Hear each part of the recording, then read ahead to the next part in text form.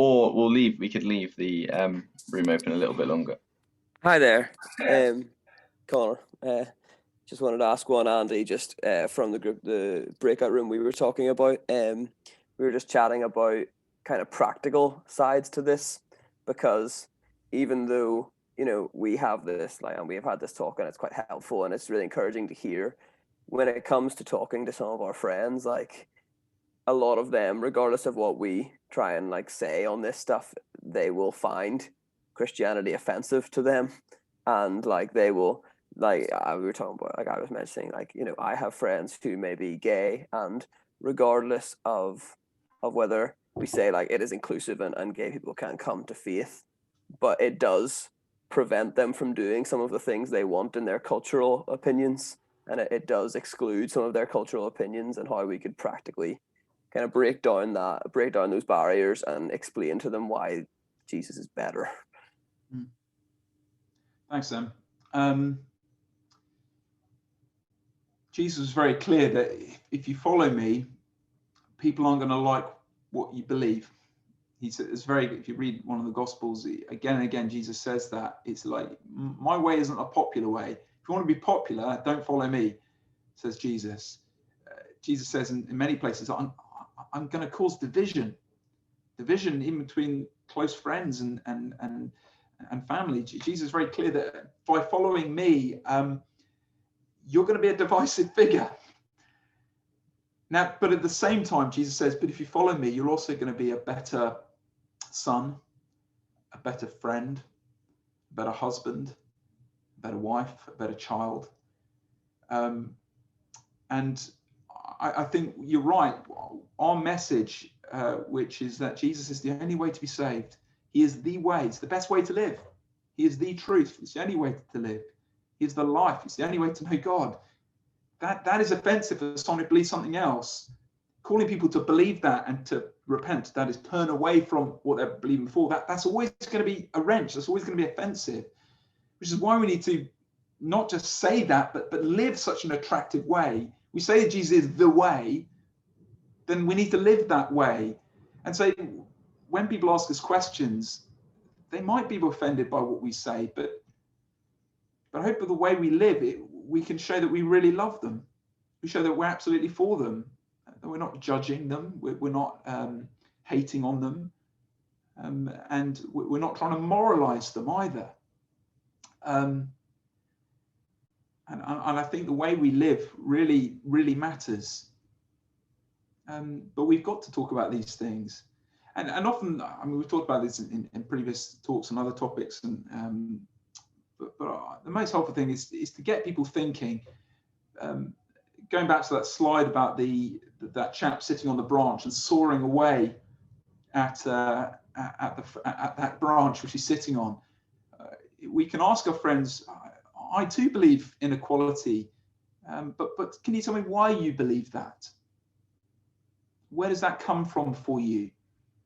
That can be a very fruitful discussion. They realize ultimately, like Jacques Maritain from the UN Declaration of Human Rights, he doesn't have any reason to believe it. It's an act of faith.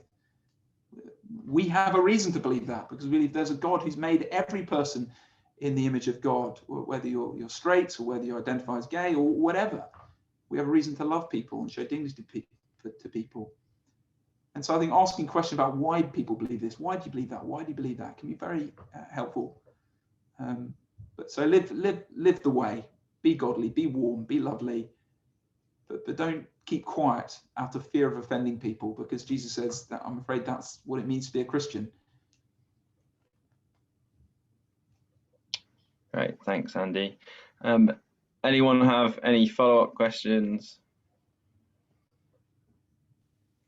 Sorry, I do. Hi, Connor. Hi, Andy. It's Elise. Hey. I guess just to go back on your point about how is Christianity dangerous? I guess from the point of view of what you were speaking about, is it dangerous to society? Of no. But can it be dangerous for yourself of persecution or the challenges that you might face with society? Would that answer be a yes in that sense? Yeah, I think so.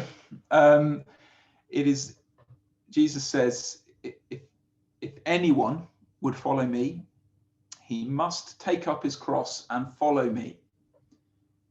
Now, when he said that in the context, the only people who took up their cross to follow, took up their cross were in the first century were criminals on their way to public execution, who are going to be crucified naked, publicly, excruciatingly, before everyone. Jesus says that's the best metaphor, the best illustration I could think of what it means to follow me is public crucifixion. Jesus said that whilst walking to Jerusalem, where he would be himself crucified. Following Jesus is going to mean denying yourself, as he says. Deny yourself, take up your cross and follow me. It means saying no to self and yes to Jesus. That's very hard. Ironically, though, it actually brings life and it brings blessing, because when I actually say yes to myself, my worst instincts, actually I end up hurting myself and end up hurting others around me. But it is hard. It is hard to say no to sin. And yes, Jesus says, if you follow me, you could well face it in the neck from others because of that. And around the world today, the most dangerous thing to be at the moment is a Christian. Around 2 billion people on this planet are being persecuted now because they're Christians. Most persecuted people group in the world. And we're just highly unusual here in the Western world, where for us, this is just a matter of academics. For most people, it's a life and death decision whether or not to follow Jesus. So yes, it is dangerous to self, and yet, paradoxically, it brings life to ourselves and life to others. Thanks, that's helpful. Great, thanks, Andy. Unless anyone has a final question, I think we'll close up the evening there. It's worth saying we've got more events coming up. All info will be in Family News, so if you're not getting Family News, send Andy a message or message the church. But that is it for this evening. It was lovely to see everyone, and hope to see you again soon.